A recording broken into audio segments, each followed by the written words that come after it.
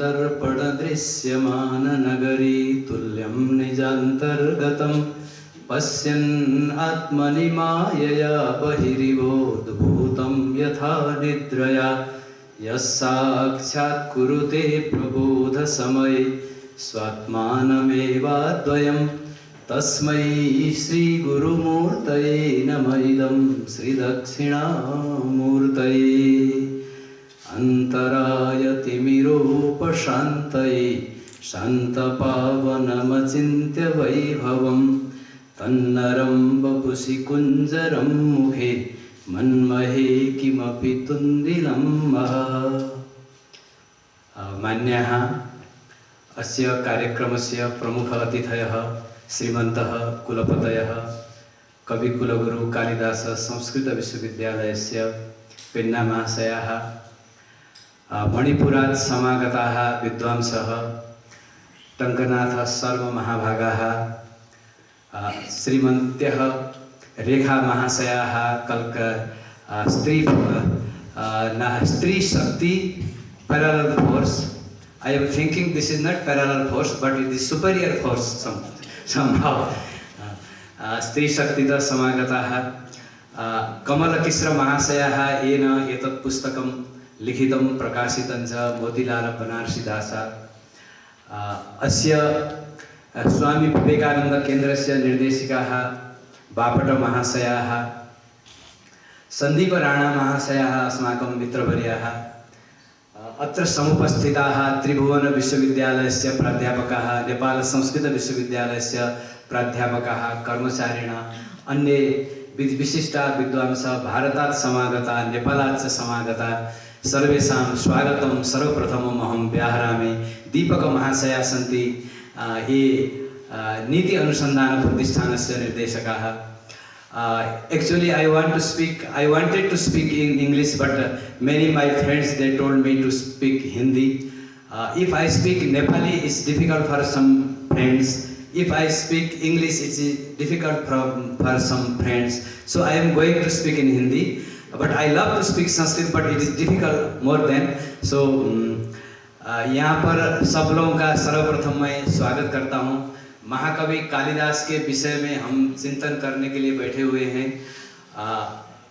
महाकवि कालिदास क्या है यह विषय बहुत लोगों से छिपा नहीं है। कालिदास कौन थे इसके विषय में बहुत लोग जानते हैं। कालिदास का समय कौन सा था इस विषय में बहुत लोगों को पता नहीं हो सकता। तो कालिदास के विषय में एक सबसे पहले मैं बोलना चाहता हूँ। कालिदास के विषय में एक बड़े विद्वान ने कहा माहि समददि ससर्करं पयः कालिदास कविता नवं वयः। जीवन में क्या चाहिए? नया उम्र, नई उम्र हो, युवावस्था हो। और माहि समददि भैंस के दूध से बना हुआ दही, ससर्करं पय ऐसा दूध जो गाय का जिसमें जो थोड़ा शक्कर भी डाला हुआ हो, नया उम्र हो और कालिदास की कविता हो। मेरे जीवन में बार बार ये मिलती रहे जितना बार जन्म ले सके। ये कहा कालिदास के विषय में। और कालिदास कब थे? ये विक्रम, अभी हम विक्रम के ईरा में हैं। विक्रम संवत 2079 चल रहा है, 2079 विक्रम ईरा। ये ईसवी से 57 वर्ष पहले विक्रम ईरा शुरू हुआ अभी की गणना के हिसाब से। तो कालिदास कब थे? तो ये बहुत प्रसिद्ध श्लोक है अपने पास। धन्वंतरि क्षपणको मरसिंह शंकु बेताल भट्टक कालिदासः बेताल भट्ट घटकर पर कालिदासः ख्यातो वराह मिहिरो नृपते सभायां रत्नानि वैवर रुचिर नव विक्रमस्य। विक्रम जिनके नाम पर संवत है उनके दरबार में 9 रत्न थे। धन्वंतरि भगवान धन्वंतरि जो अमृत लेके आए थे, जो आयुर्वेद के जनक हैं। क्षपणक एक बहुत बड़े कवि, अमर सिंह जो कोशकार, शंकु दूसरे कवि हैं, बेताल भट्ट घटकर और कालिदास है बहुत बड़े बड़े विद्वान कवि। और बराहा मिहिर भी हैं और बररुचि। ये 9 रत्न उनके यहाँ थे, बहुत बड़े बड़े विद्वान। ये कालिदास, इसका अर्थ हुआ कम से कम 2000 वर्ष पहले कालिदास का समय है। और कालिदास ने जो ग्रंथ लिखा, बहुत ग्रंथ लिखे उन्होंने, उनमें से एक रघुवंश महाकाव्य के टीका करते हुए मल्लिनाथ ने कहा, भारती कालिदासस्य दुर्व्याख्या विषम मूर्छिता। भगवान कालिदास की जो कृति है उसकी व्याख्याएं बहुत लोगों ने की, परंतु कुछ लोगों ने दुर्व्याख्याएं की, उससे उस दुर्व्याख्या रूपी विष से वो थोड़ा सा मुरझा गया है। मैं ये संजीवनी टीका लिख रहा हूँ उसको ठीक करने के लिए, ऐसा अमृत दे रहा हूँ, ऐसा बोलते हैं। और दूसरी बात, ये कालिदास की कृतियां अब तक जीवित हैं। ये क्यों जीवित हैं? पुस्तक उस समय छपते नहीं थी, हाथ से लिखना पड़ता था, लिखने के बहुत साधन नहीं थे। ताड़पत्र में लिखते थे लोग, भोजपत्र में लिखते थे, पत्थरों पर लिखते थे। तो इतना पॉपुलर क्यों हुआ? इतना अच्छी कृतियां थी जिसके कारण लोगों ने कंठ करना शुरू किया। कंठ करते करते यहाँ तक आए, अभी तक कालिदास को कंठ करने वाले बहुत लोग हैं आज तक भी। अब तो किताबें छप रही है, बहुत आसान है। तो किताबों का जो इतिहास है बहुत ही विचित्र है, क्योंकि शताब्दियों से हम लोग लिखते थे। किताब का क्या होता है, एक बड़े विद्वान थे जिन्होंने भगवान शंकराचार्य के शिष्य, उनके प्रथम 5 शिष्य हैं, उनमें से 4 शिष्यों में से एक, उन्होंने एक ग्रंथ लिखा पंचपादिका। वो बहुत बड़ा ग्रंथ लिखा। वो संन्यास्त थे तो उनको ग्रंथ लिख करके कहाँ रखे, क्योंकि एक ग्रंथ लिखने का मतलब लैपटॉप तो था नहीं, कागज भी नहीं था, पन्नों में लिखते थे, तो पूरा एक घर बराबर हो गया। तो उन्होंने अपने मामा से कहा, मामा जी मैं तीर्थ यात्रा में जा रहा हूँ, मैं आपके घर में एक किताब रखना चाहता हूँ। कहा ठीक है। तो वो तीर्थ यात्रा में गए, उनके मामा बड़े विद्वान थे, उन्होंने देखा है तो वेदांत का ग्रंथ है, सारा कर्मकांड का खंडन हो रहा है, तो उनको असह्य हुआ, क्या करें अब? तो इस किताब को नष्ट कैसे करेंगे? किताब तो नष्ट नहीं कर पाएंगे, तो उन्होंने अपने घर में आग लगा दिया। जब घर ही जला तो किताब भी जल गया। तो बाद में वो लौट के आए 2 वर्ष बाद, कहा किताब तो भाई मेरे भांजे प्यारे घर ही में आग लग गई, क्या करें? तो अपने गुरु से जाके रोए, किताब ऐसा हुआ। तो गुरु को उन्होंने थोड़ा सा सुनाया था। गुरु ने कहा कि तुमने जो सुनाया था वो मुझे कंठ है, और जो नहीं सुनाया वो तो नष्ट हो गया, जो सुनाया था उसको मैं बोल सकता हूँ। फिर गुरु ने बोला, शंकर ने, और उन्होंने फिर से लिखा। वो पंचपादिका अभी तक प्रसिद्ध है। उसके आधार पर एक टीका लिखी गई,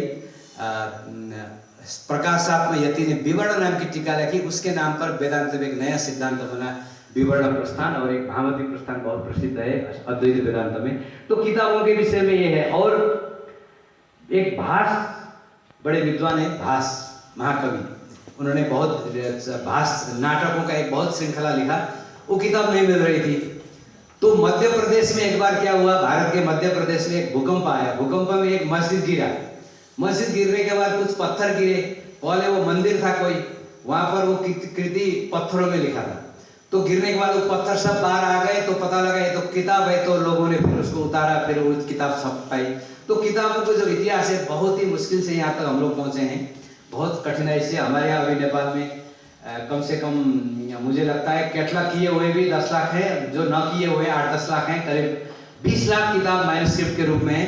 उनमें से we don't know how many manuscripts are there and what is there subjects, we don't know still. So we have to work.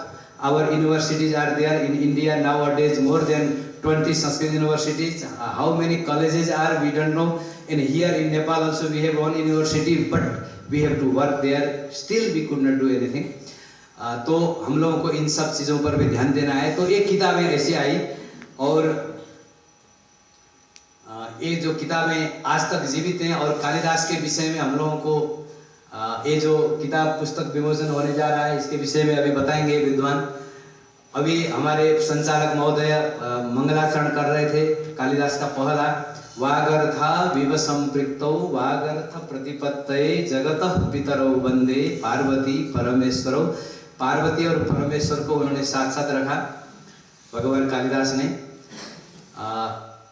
और या मैडम बैठी है स्त्री शक्ति। तो मैं सोच रहा था अभी रास्ते में, तो स्त्री शक्ति पैरालल, इनके संस्था का नाम जिन्होंने प्रकाशन किया और जिन्होंने सहयोग किया इस रिसर्च के लिए, तो मैं तो सोचा कि स्त्री शक्ति पैरालल फोर्स। तो पैरालल फोर्स क्या है? शिव और शक्ति, यही तो पैरालल फोर्स है, दोनों साथ साथ हैं। कदाचित हम कहते हैं स्त्री शक्ति, कहते हैं वो पैरालल से आगे है, सुपरियर है वो। तो ये स्त्री शक्ति काम कर रही है, आपको बहुत धन्यवाद। और कालिदास और ये वागार्थ विव संपृक्तों में इन्होंने कहा कि वाक और अर्थ, वाक माने स्पीच शब्द, अर्थ पदार्थ, शब्द के द्वारा जिन पदार्थों का बोध होता है वो अर्थ है। संसार में दो ही चीजें, शब्द और अर्थ। किसी भी चीज को ले हम, उसमें एक शब्द रहेगा, उसका नाम रहेगा, उसके बाद उसका अर्थ रहेगा, पदार्थ रहेगा। हम माइक शब्द बोल रहे हैं तो एक पदार्थ सामने है, तो रोग भी कोई आता है तो डॉक्टर लोग उसका जो है नाम दे देते हैं। तो दो ही चीजें, तो कालिदास क्या कर रहे हैं, दो ही चीज, शिव और शक्ति को उनके साथ साथ रख रहे हैं। तो कहा कि वाक और अर्थ, किस लिए, वागर्थ प्रतिपत्तये, शब्द और अर्थ के ठीक ठीक बोध के लिए, शब्द और अर्थ के ठीक ठीक बोध के लिए, ज्ञान के लिए हम जगतः संसार के पितरों, माता और पिता, इन दोनों को हम क्या करते हैं, प्रणाम करते हैं। पार्वती और परमेश्वर हैं, शिव और शक्ति हैं, वो उनको हम प्रणाम करते हैं। किस लिए, वाक और अर्थ को ठीक ठीक जानने के लिए। एक बात ये हुई। तो आप अपने मन से कह रहे हैं कि कहाँ से, या शास्त्र में कुछ बात है कि क्या कह रहे हैं विद्वान, आप तो कभी ऐसे मन से बोल रहे हैं। हमारे भोजपुरी में बोलते हैं मन के करेला, मन का करेला, मन से, अपने मन से बोल रहे हो। कहा नहीं, कालिदास वायु पुराण में एक आया, शब्द जातम यदखिलम धत्ते सर्वस्व वल्लभा, अर्थ जातम यदखिलम धत्ते मुग्धेन्दु शेखर। जितने भी शब्द हैं संसार में वो भगवती पार्वती धारण करती है, और जितने भी अर्थ हैं भगवान शिव धारण करते हैं। इसलिए शब्द का ज्ञान और अर्थ का ज्ञान यदि हमें चाहिए तो शिव और पार्वती का उपासना करें। तो लेकिन कालिदास ने क्या कहा, साथ साथ उन्होंने अर्धनारीश्वर की कल्पना की। तो अर्धनारीश्वर ये हैं भगवान शिव और पार्वती, आधा शिव आधा पार्वती। तो शिव और पार्वती की हम यदि आराधना करेंगे, शब्द और अर्थों का बोध होगा। इसलिए श्रीमद् भागवत पुराण में भी आया, विद्या कामस्तु गिरीशम, जिसको विद्या चाहिए वो गिरीशम, शिवा की और पार्वती तो अलग नहीं है, दोनों शक्तियां।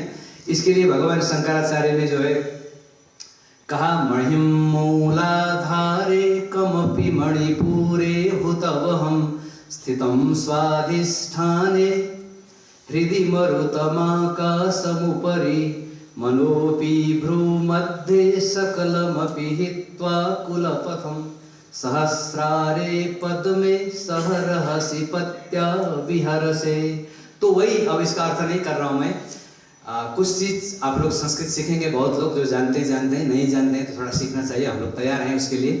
तो ये बहुत ही अद्भुत उन्होंने लिखा। तो कालिदास मुझे लगता है उसी तत्व की ओर इंगित कर रहे हैं, सह रहस्य पत्या विहर से।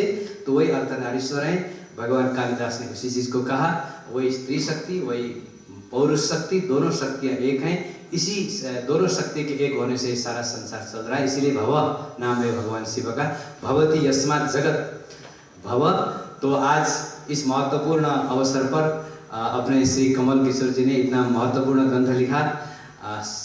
आप लोग सब आए यहाँ पर, छोटे निमंत्रण पर सबका मैं हार्दिक स्वागत करता हूँ। विशेष करके पन्ना सर, अपने शर्मा सर और मैडम रेखा, और अपने traveller, we have one traveller friend here, I welcome you also here please. We are very happy and I am really thankful to you for your presence here, great presence here.